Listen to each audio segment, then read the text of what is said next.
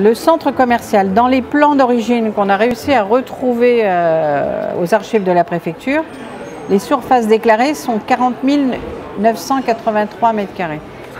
Ils vont faire une fausse déclaration d'un existant. Ils vont dire l'existant de la société Carrefour est 44 000, c'était le montant, et ils vont dire un existant de galerie marchande de 10 900.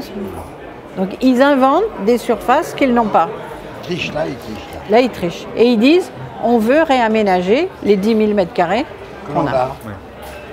Mais à un moment donné, il faut bien le construire, puisque ça c'est une fausse déclaration, donc il faut bien demander un permis de construire.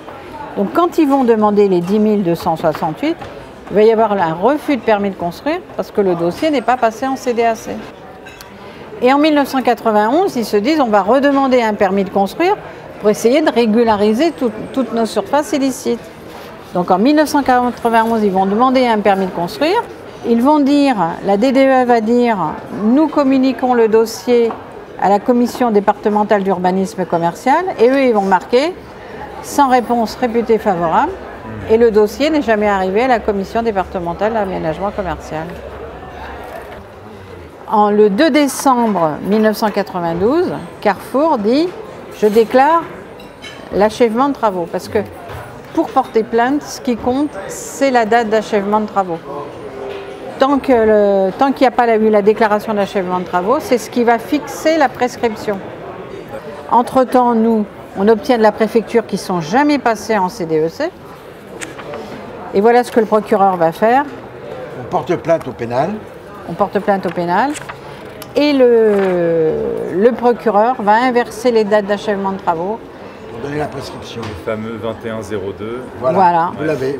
Comment un procureur fait défaut pour ne pas les poursuivre les surfaces illicites. Ça paraît incroyable. Vous l'avez. Et vous avez. On se met un porte-à-faux parce qu'on n'a pas le droit de le communiquer, mais on n'en a rien à foutre.